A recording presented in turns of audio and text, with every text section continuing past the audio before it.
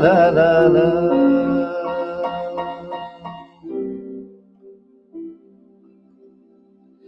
Champanhe por brindar un encontro con te, che già ieri di un altro. Ricordi, c'era stato invito, stasera si va tutti a casa mia.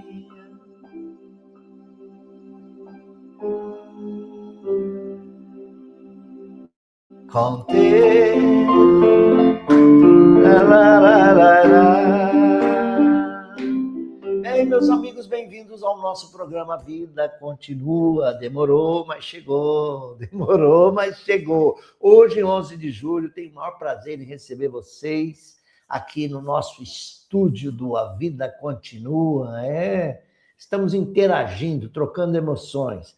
Eu escolhi um tema para hoje, primeiro homenagear Pepino de Capri, que desencarnou, ou faleceu na linguagem popular, não é? Morreu aos 86, Pepino de Capri, grande compositor, cantor italiano, autor deste sucesso, Champanhe, e de muitos outros.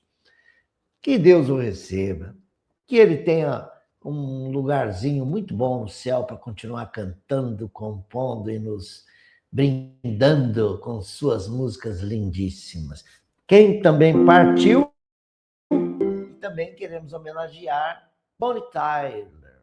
Bonnie Tyler desencarnou ontem, eu acho que 10 ou 9 de julho, em Portugal. Estava também com idade, portanto, 76 anos, né?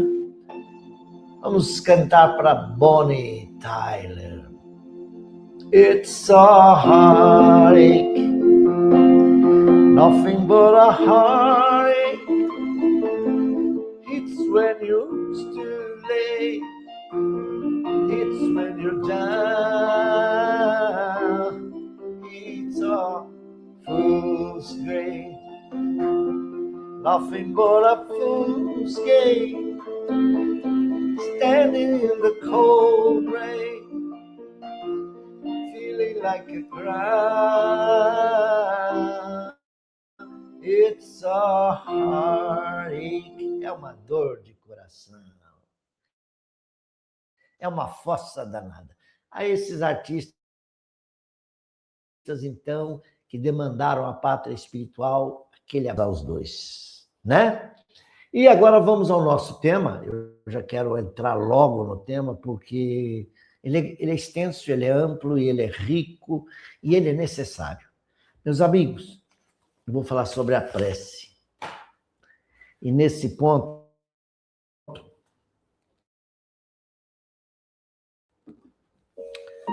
alguém pode dizer, o que você pode acrescentar sobre a prece? Há um capítulo lá no Livro dos Espíritos, muito interessante.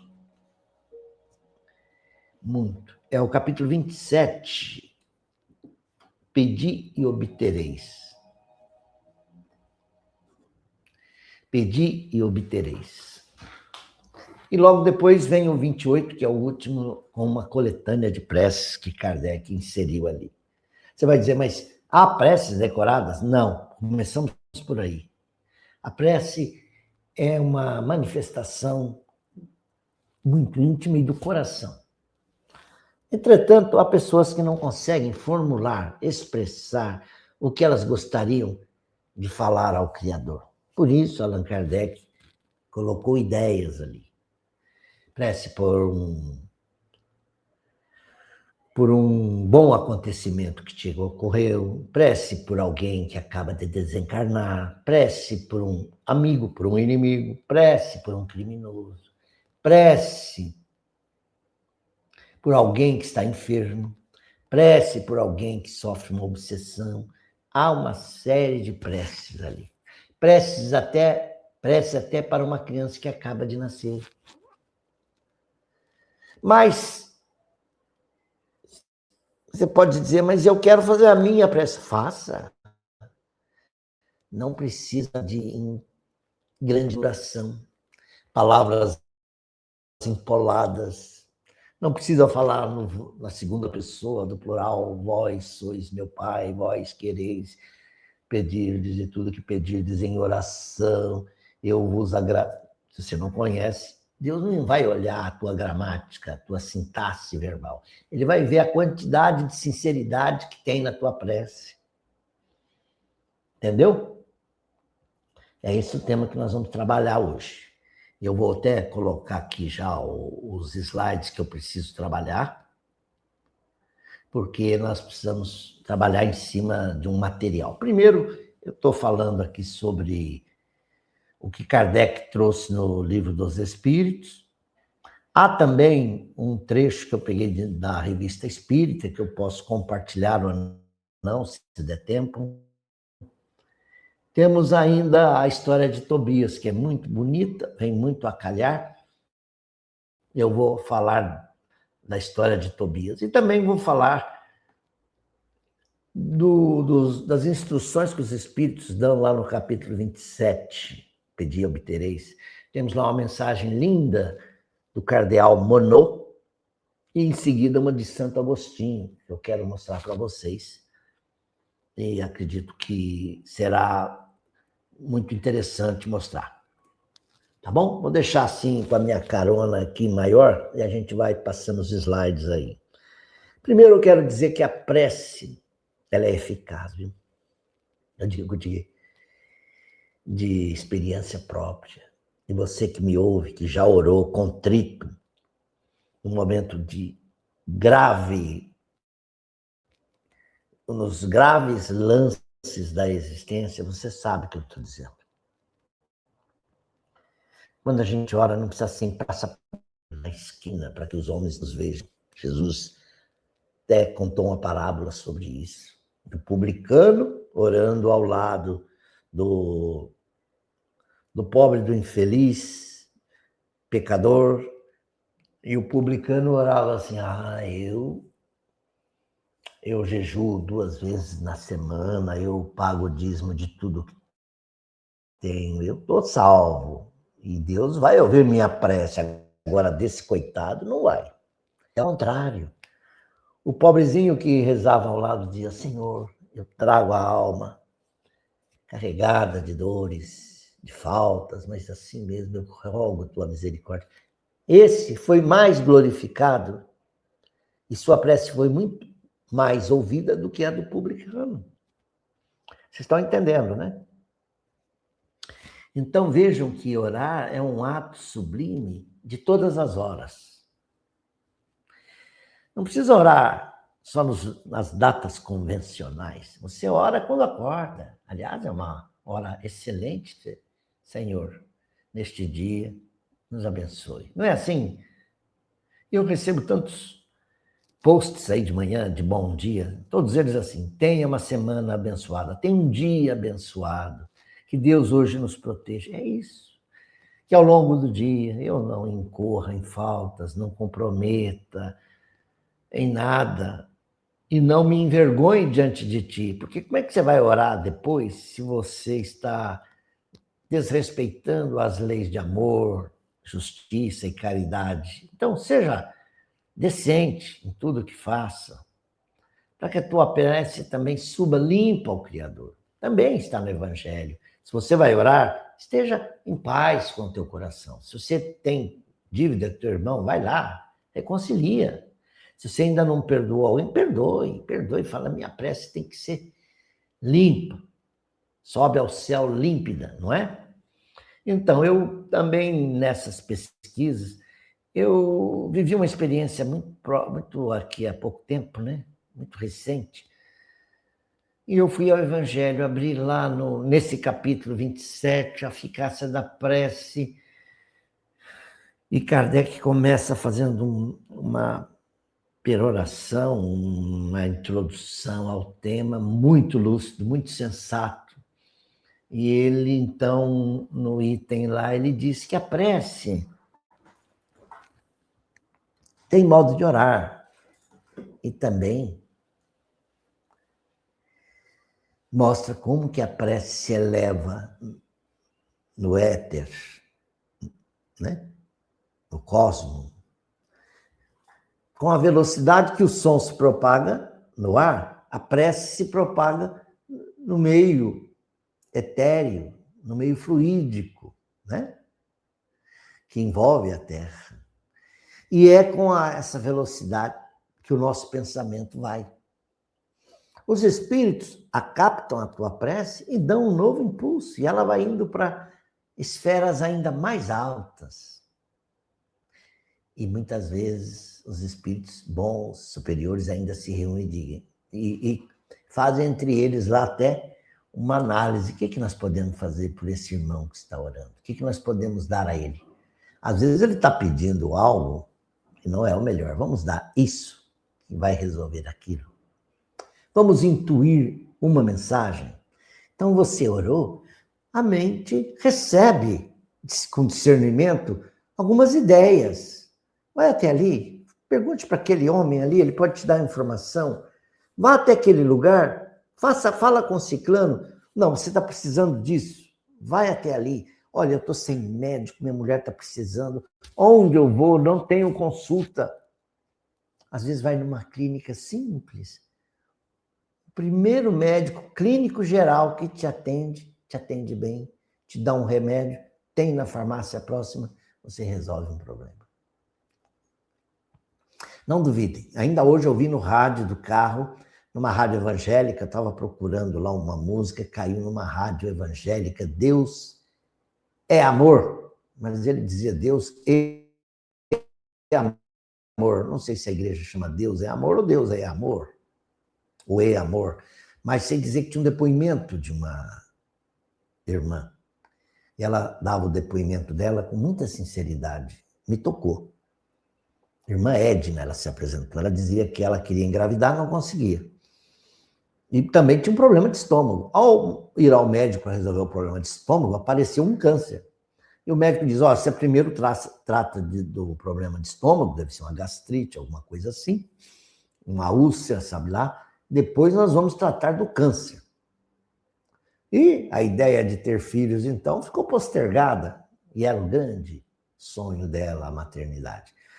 Ela, contando lá no programa de rádio, ela disse, eu fiz um voto com Deus. Eu entreguei minha vida a Deus e orei e pedi que Ele me encaminhasse, que me desse uma luz. E ela vai procurar a igreja. No caminho, ela precisa de assistência médica. E quando ela vai ao toalete, as dores são acerbas, mas o seu marido está orando por ela. Nesse momento, ela vomita, tal, tem um mal-estar, mas ela percebe que alguma coisa fez bem para ela, ela está melhor. Ela vai ao médico e o médico diz, olha, eu estou vendo que no estômago você não tem mais nada. E aquele câncer, aquele tumor também não está aqui.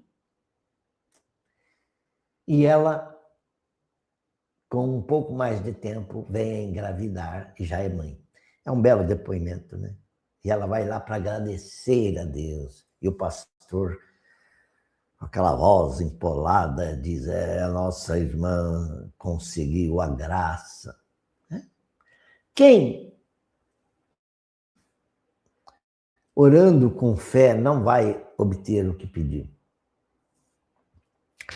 Há coisas que você não vai conseguir, porque o pessoal lá de cima vai analisar se é bom ou não. Você pede para ganhar da loteria, e a loteria é o seu mal, então não ganhe na loteria. Você pede para acertar nas apostas, e o dinheiro, a fortuna vai ser a tua perdição? Não. Você pede coisas materiais que não vão resolver seu problema. Então, não. Agora, você pede inspiração, você pede um bom conselho, vem, um caminho. E é isso que também está no capítulo que a gente ia contar agora. Eu vou contar já da eficácia da prece. O homem que ora com fé e tem fé, ele está em aflição, ele é atendido. Se ele é orgulhoso, ele vai dizer que aquilo que aconteceu, mas já foi mérito meu. Puxa, como eu sou uma pessoa, hein, de cabeça. Eu, de fato, sou um cara de sorte, a minha estrela é boa.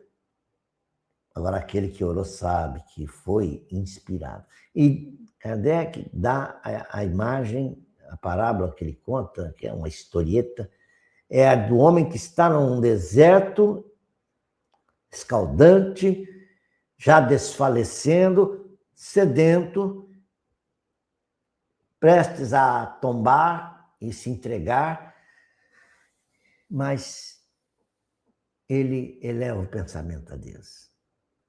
Nisso, houve na acústica da alma algo assim, ande um pouquinho até aquela elevação, uma ideia. Ali à direita tem uma montanha de areia, vai até ali.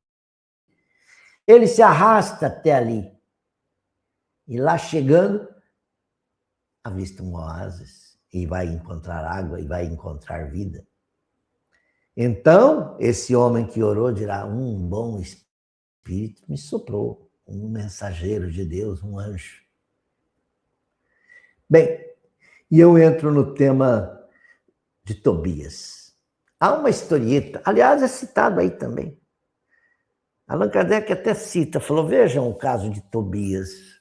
Tobias também esteve numa missão, uma saga dificílima, e conseguiu a graça dele. E ele era ajudado por um homem que era um anjo disfarçado de homem, que ficou ao lado dele, o anjo Rafael, ou arcanjo Rafael, que só vai se revelar depois que tudo termina. Depois que Tobias retorna para casa, casado, ainda com o dinheiro que ele foi buscar, numa cidade de distância. Chega, o pai dele o recebe com uma festa, ele está casado com Sara.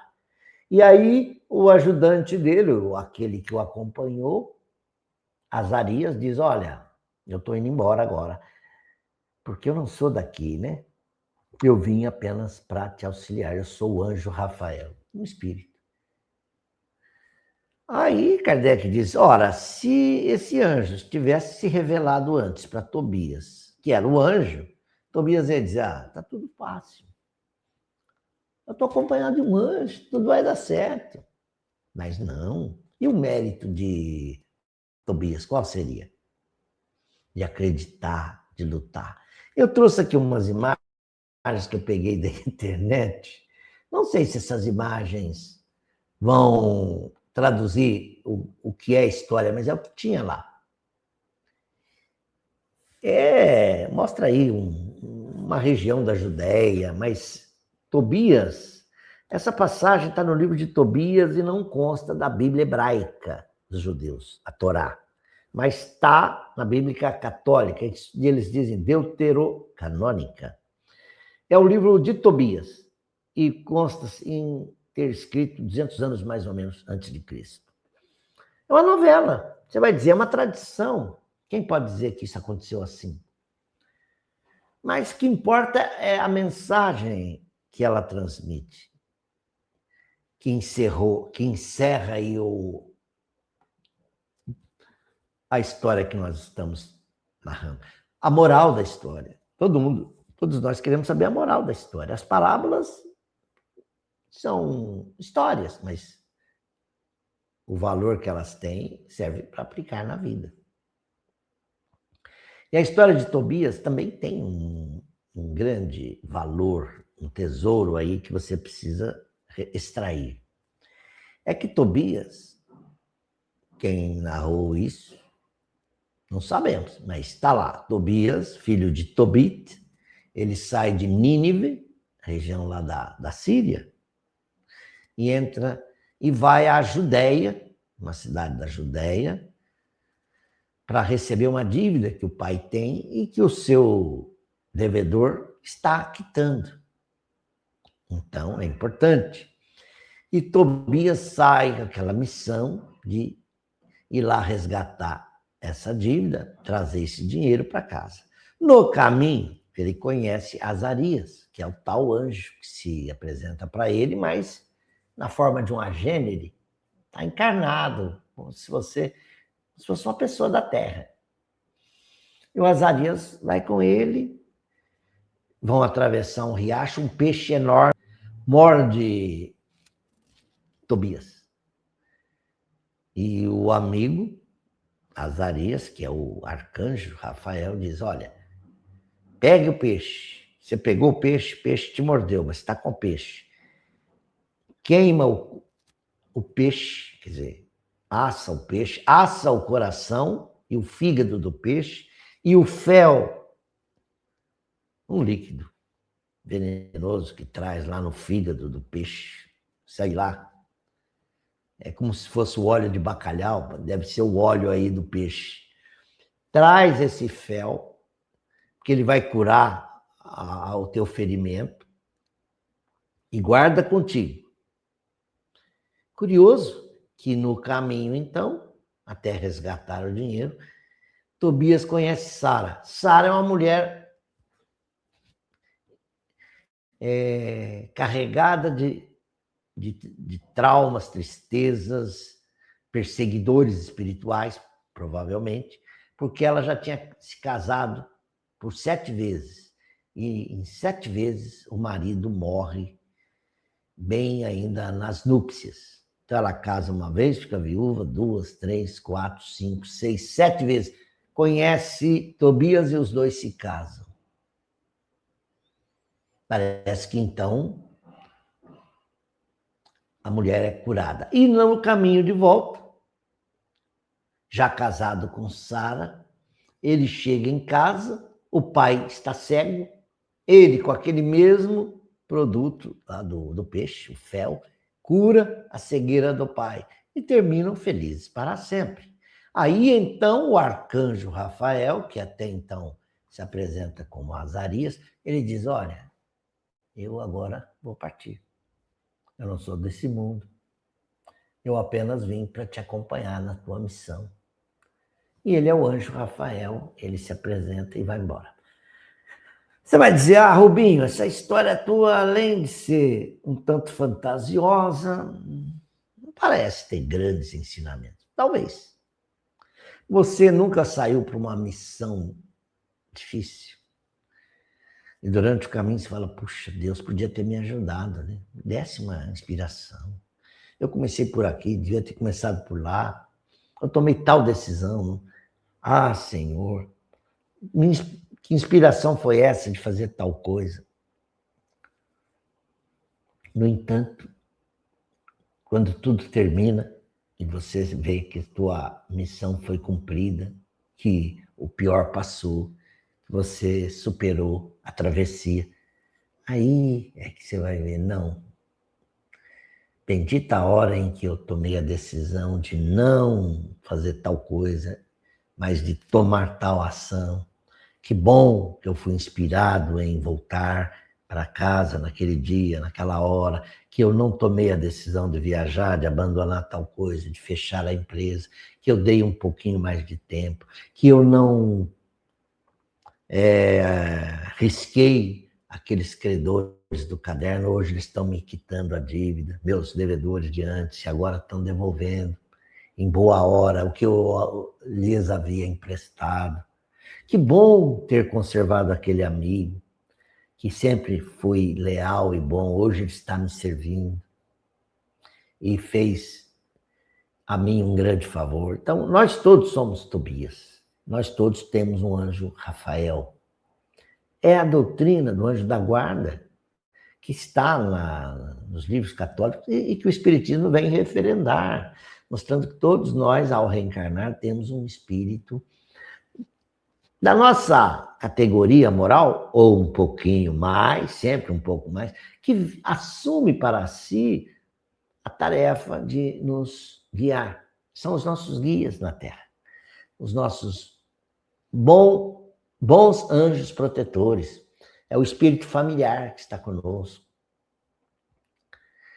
que nos elegeu como tutelado na Terra. Tá bom? Então a história de Tobias não é tão boba assim. E mostra também o sentimento filial do Tobias com seu pai, Tobit. Mostra também o casamento, que a Sara também é um personagem importante. Ela era uma mulher infeliz, casamento não dava certo, não encontrava condições. E aí tem um pouco da história mística, né, do peixe, que o peixe tinha o óleo, que o óleo é que tinha o poder de espantar os demônios com seu cheiro forte. Bom, você tira a parte supersticiosa e pega a essência do conto. Não é bonito? Eu tenho mais alguma coisa aqui. No Pedi e obtereis, está aí, capítulo 27. E quando orais, não haveis de ser como os hipócritas que gostam de orar em pé nas sinagogas e nos cantos das ruas, para serem vistos pelos homens. Em verdade vos digo que eles já receberam sua recompensa. Mas tu, agora está falando na segunda do singular, mas tu, quando orares, entra no teu aposento e, fechada a porta, ora teu pai em secreto ou segredo. E teu pai, que vê o que se passa em secreto ou em segredo, te dará a paga, a recompensa. Agora voltando na segunda do plural. E quando orais, não faleis muito como fazem os gentios, os não-judeus, né? Os povos estrangeiros, pois cuidam que pelo muito falar serão ouvidos. Não, não é assim. Não queirais, portanto, parecer-vos com eles, com os gentios, porque vosso Pai sabe o que vos é necessário, antes mesmo que vós lhe peças ou lhe peçais. Quer dizer, antes mesmo de você pedir, Deus já sabe o que você precisa. Então, na tua prece, seja discreto. Está em Mateus isso. E por que eu fiz questão de ler a passagem? Porque é Jesus. Mateus anotou isso.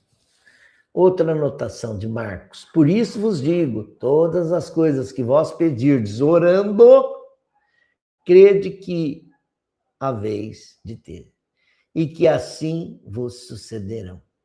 Marcos, capítulo 11, versículo 24.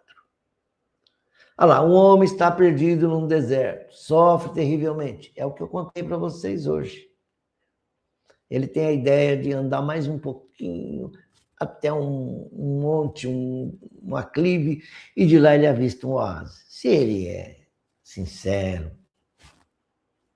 fervoroso, ele vai dizer, oh Senhor, bendita a hora em que me foi soprado esse pensamento bom, me foi sugerido esse pensamento e eu estou salvo.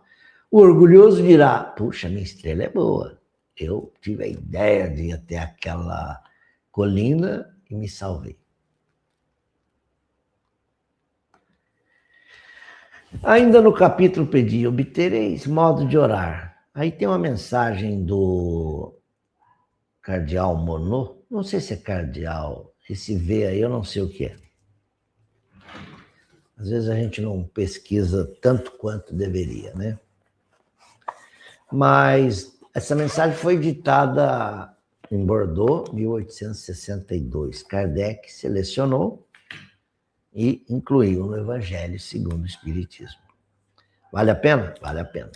Vamos lá? Eu não vou ler tudo, vou fazer uma leitura assim, perfunctória. O primeiro dever de toda criatura humana, o primeiro ato que deve assinalar o seu retorno à atividade diária é a prece. Dormiu, acordou? Uma prece. Você está pondo o pé no chão, ainda procurando o chinelo, o seu roupão, já fala, Senhor, abençoa o meu dia. Provavelmente você não vai lembrar o que sonhou, mas muito provavelmente você tenha muito a agradecer já daí, porque na noite de sono você pode ter ido beber e se alimentar nas fontes superiores da vida. Então, o que importa ao Senhor as frases que ligais maquinalmente umas às outras? Aquelas que você já se habituou a repetir sempre. E faz como um dever, e faz até com raiva, porque é um dever, eu tenho que fazer a prece, hoje eu esqueci de orar, eu tenho que orar. Não, a prece não é assim. A prece você faz com prazer. A prece do cristão, do espírita principalmente, ou de qualquer culto que seja, deve ser no momento em que o espírito retorna ao jugo da carne. Você dormiu, voltou ao corpo, porque o espírito viaja durante o sono. Quando acorda, ele volta, como se fosse um peixe que é fisgado e volta para a gaiola, um passarinho que volta para sua gaiola. E deve elevar-se com humildade aos pés da majestade divina, mas também com profundeza, num impulso de reconhecimento por todos os benefícios recebidos, até aquele dia, até esse dia. E deve ser também uma mensagem de agradecimento pela noite transcorrida, durante a qual lhe foi permitido, embora não guardemos a lembrança, durante a noite você esteve lá junto aos amigos e aos guias para aurir novas forças e mais perseverança. Então, já agradeço a noite que você teve, noite de sono. Continua o senhor Monod, o vigário Monod, não sei. Deve elevar-se humilde aos pés do Senhor, pedindo pela sua misericórdia, e deve ser profunda, porque é a vossa alma que deve elevar-se ao Criador, que deve transfigurar-se diante do Criador, como Jesus no Monte Tabor. Olha que imagem linda! Jesus no Monte Tabor foi visto deslumbrante, transcendente ao lado de Moisés e Elias. Branca e radiante luz ele radiava, que os apóstolos ficaram maravilhados. João, Pedro e Tiago. Vossa prece deve encerrar o pedido das graças do que necessitais. Claro, a gente sempre fala, Senhor, me ajude a aturar tal coisa, suportar tal prova, aguentar tal coisa, isso. Mas fale aquilo que realmente é o cerne do problema. Inútil, portanto, que você pedir ao Senhor que abrevie as vossas provas, ou que vos dê alegrias e riquezas. Não, inútil pedir. Pedir-lhe antes os bens mais preciosos da paciência, da resignação e da fé. Evitai dizer, como fazem muitos entre vós, não vale a pena orar, porque Deus não me atende. O que pedis a Deus, na maioria das vezes, é uma pergunta. O que mais vos lembrar de pedir é o sucesso dos vossos empreendimentos terrenos. Não é isso? E depois exclamais, Deus não se preocupa conosco. Se o fizesse, não haveria tantas injustiças. Você vai pedir a Deus onde é que você vai abrir a farmácia? Ora, é você que vai fazer isso. Você vai pedir a Deus que lhe dê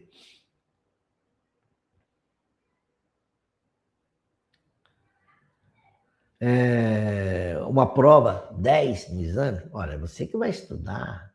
Vai depender do seu esforço. Você vai querer o quê? Que alguém te compre a tua terra no preço tal e tal. Coisas materiais. Não é assim, não. Deus não está nem aí com essas coisas. Viu? Então, terminando, o senhor Monod, a mensagem de Bordeaux, 1862, ele diz que a nossa prece deve se elevar humilde aos pés do Senhor, pedindo pela sua misericórdia, e deve ser profunda, porque é a vossa alma que deve se elevar. Não é? Mais um pouco.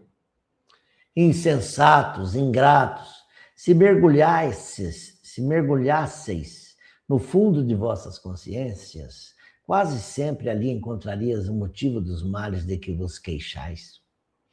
Pedi, pois, antes de tudo, para vos tornardes melhores. Senhor, eu quero ser melhor, eu quero me libertar dos meus vícios, eu quero ser um bom esposo, eu quero ser um melhor marido, uma melhor esposa, uma melhor pessoa, no caso da mulher. Eu quero ser mais responsável com minhas coisas, eu quero ser mais disciplinado com aquilo que eu faço.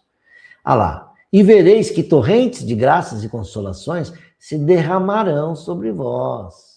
Deveis orar incessantemente, sem para isso procurardes o vosso oratório ou cairdes de joelhos nas praças públicas.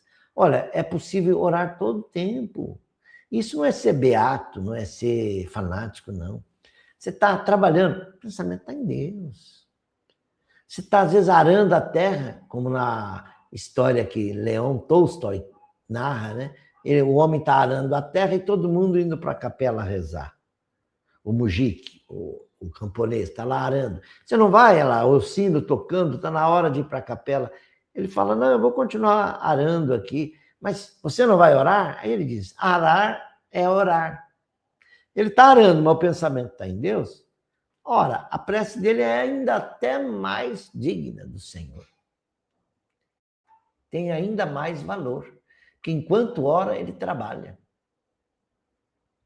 Tá bom? A prece é diária. Não é um ato de amar, de amor para com o Senhor, assistirdes aos vossos irmãos numa necessidade qualquer, seja ela moral ou física. É também uma prece. A caridade é uma prece. Não é um ato de reconhecimento, a elevação do vosso pensamento a Deus, a Ele, quando uma felicidade vos chega. Você fala, puxa, Senhor, que graça, nasceu meu filho, está aqui, está bem, saudável. Agradeça a Deus. Puxa, Senhor, cheguei de viagem, lá, não tive nenhum acidente. Aliás, corri um risco, mas evitamos um acidente. Agradeça a Deus. Ou mesmo quando uma simples contrariedade vos aflora a alma. Você fala, puxa, eu estou pronto a explodir com fulano, mas eu vou dizer, sejas bendito, Senhor.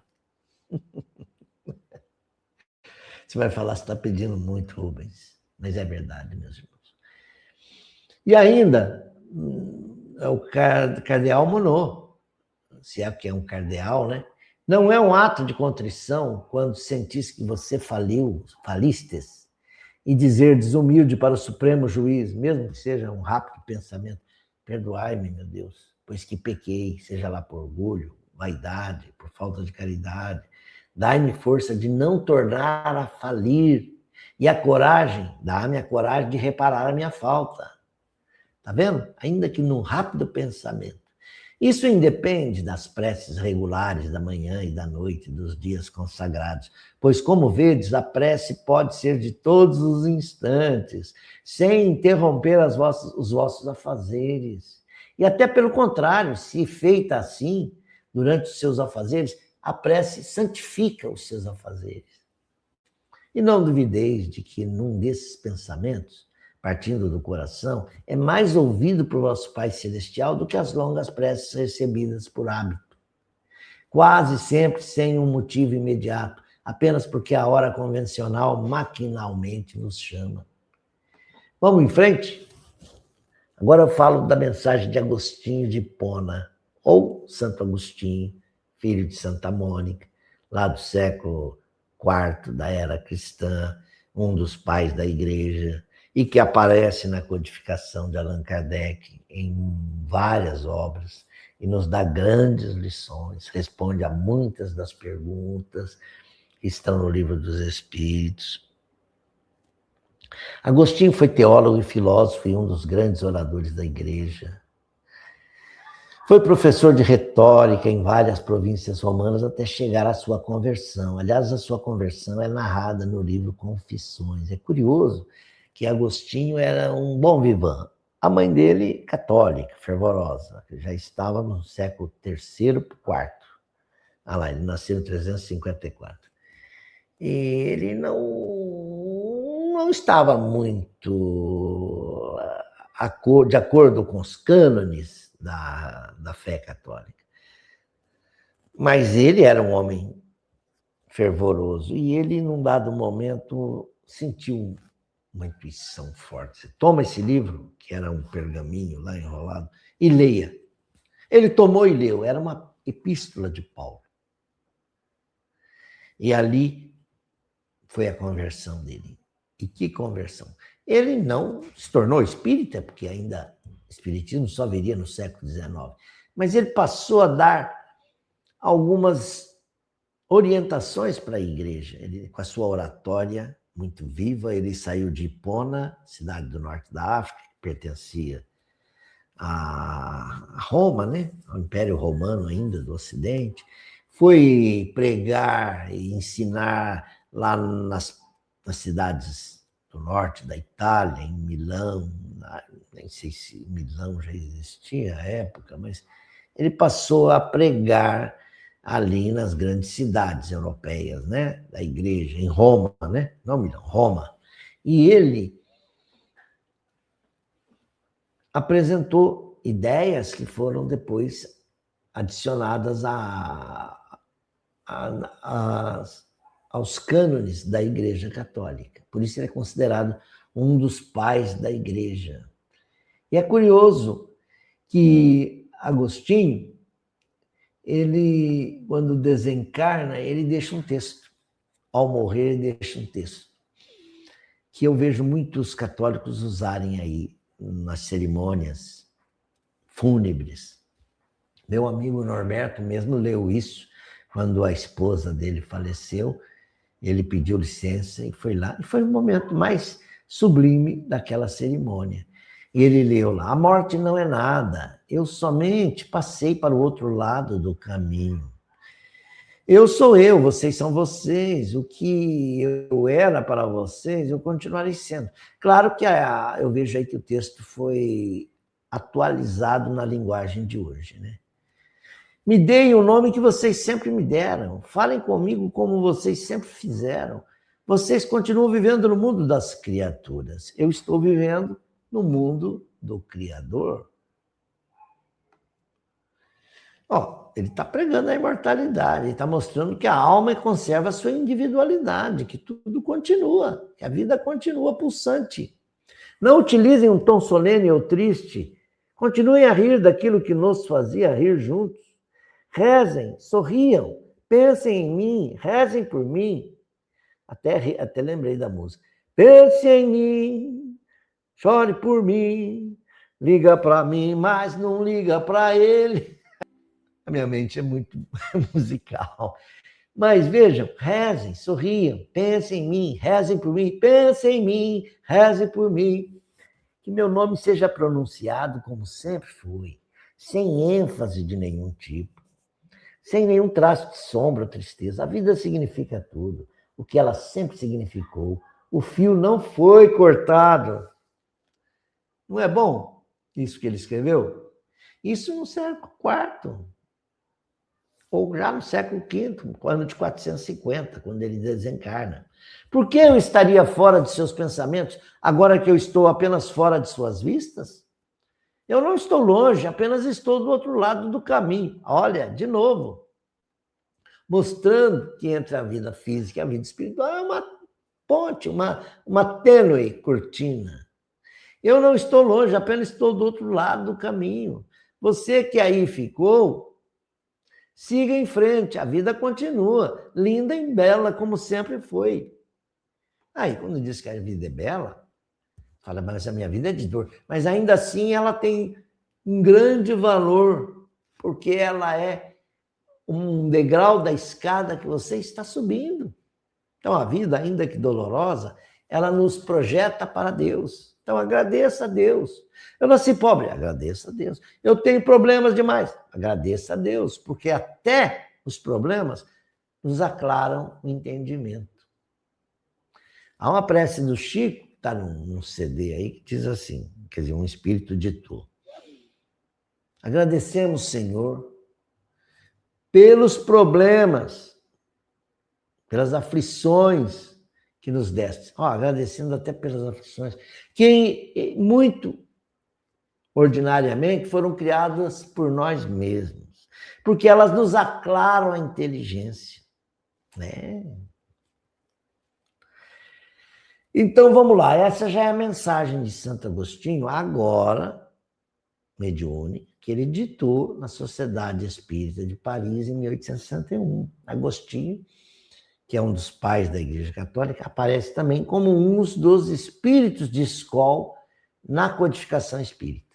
Por isso que os livros, a doutrina de Allan Kardec trouxe uma grande queixa à Igreja, arrepiou, né? Provocou, assim, uma ira total do clero, porque, ora, São Vicente de Paula aparece no livro dos Espíritos, aparece no Evangelho. Lacordaire, o cardeal Cura d'Ars, enfim, grandes nomes da igreja aparecem na codificação, inclusive Agostinho. E essa mensagem que ele ditou lá na Sociedade foi inserida aí no capítulo 27, pedi e obtereis, e é a última, encerra esse capítulo. Diz Agostinho: vinde todos vós que desejais crer, acorrem os espíritos celestes e vêm anunciar-vos grandes coisas. Deus, meus filhos, abre os seus tesouros para vos distribuir os seus benefícios. Homens incrédulos, se soubesseis como a fé beneficia o coração e leva a alma ao arrependimento e à prece. Ah, se vós soubesseis disso. A prece, a prece. Como são tocantes as palavras que se desprendem dos lábios na hora da prece. Porque a prece é o orvalho divino que suaviza o excessivo calor das paixões. Filha predileta da fé, leva-nos, a prece, ao caminho que conduz a Deus. No recolhimento e na solidão, encontrai-vos com Deus, e para vós o mistério se desfaz, porque Ele, Deus, se revela. Ora, quem faz uma prece com Deus tem um segredinho com Ele. E depois vê que Ele ouviu esse segredinho e já está trabalhando no sentido de te ajudar. Você tem certeza. Você fala, puxa, isso aqui já é uma resposta à minha prece. Preste atenção. Apóstolos do pensamento, a verdadeira vida se abre para vós. Porque aquele que ora é um apóstolo do pensamento. Ele está usando a força do pensamento para comunicar-se. Vossa alma se liberta da matéria e se lança pelos mundos infinitos e etéreos, que a pobre humanidade desconhece. Então, há muita gente que está sofrendo e não lança a mão do recurso. A ferramenta está aí. A situação é terrível. Eu não sei o que fazer. Vou me jogar da ponte? Da janela? Vou me matar? Senhor, eu estou no mundo. Logo, tem uma razão para eu estar aqui. Minha situação é aquela. Na frente tem um leão, atrás tem um tigre, embaixo tem um crocodilo, não sei para onde vai. Como eu saio dessa? Ore. Marchar pelos caminhos da prece, e ouvireis a voz dos anjos. Que harmonia! Não são mais os ruídos confusos e as vozes gritantes da terra. São as liras dos arcanjos, as vozes doces e meigas, quando brincam nas ramagens dos vossos arvoredos. Lindo, né? Santo Agostinho escrevendo. Com que alegria, então, você vai marchar dali para frente. Vossa linguagem terrena não poderá exprimir jamais a aventura que vos impregna por todos os poros. Tão viva e refrescante é a fonte em que bebemos através da prece. Doces vozes, inebriantes perfumes, que a alma ouve e aspira quando se lança pela prece a essas esferas desconhecidas e habitadas.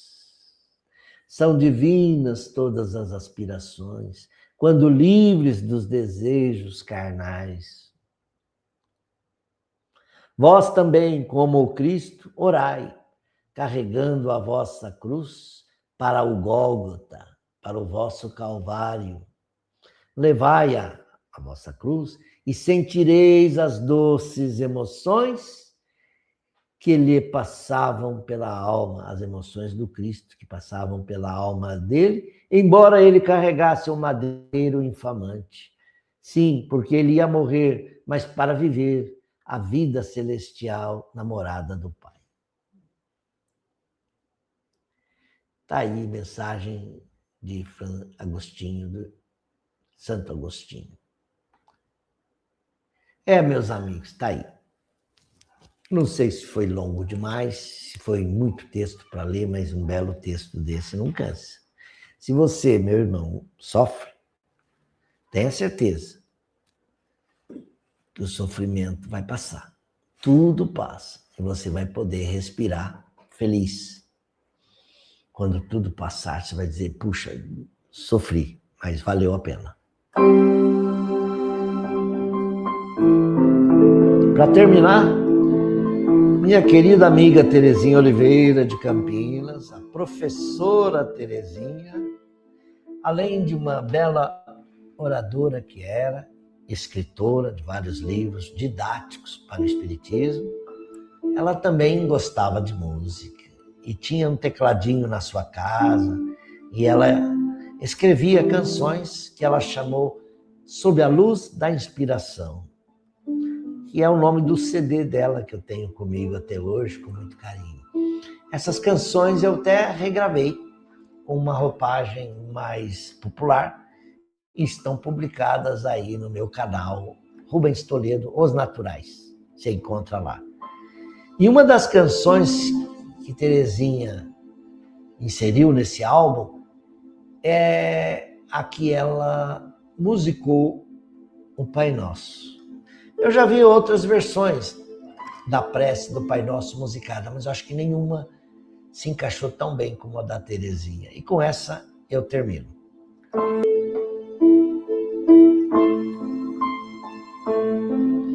Pai Nosso, que estais no céu,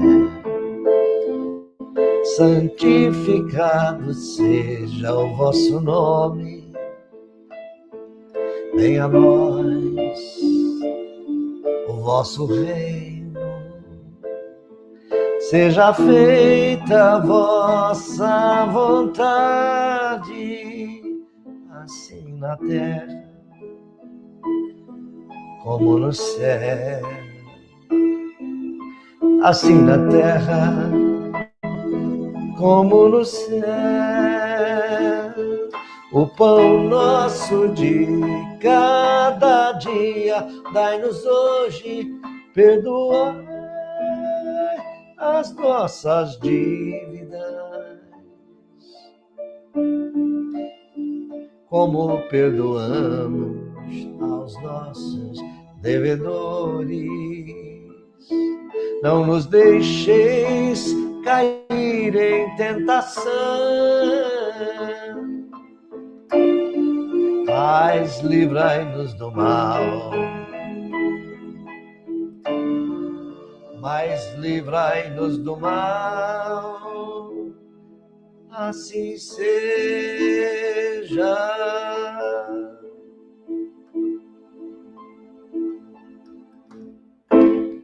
Terminou. Terminou o programa de hoje, terminou. Fique na paz de Deus. Muita alegria, muita paz, fé. Não perca a vossa fé nas estradas do mundo. Tá bem? A gente se vê na próxima semana com mais um A Vida Continua. E eu te espero, tá? Tchau!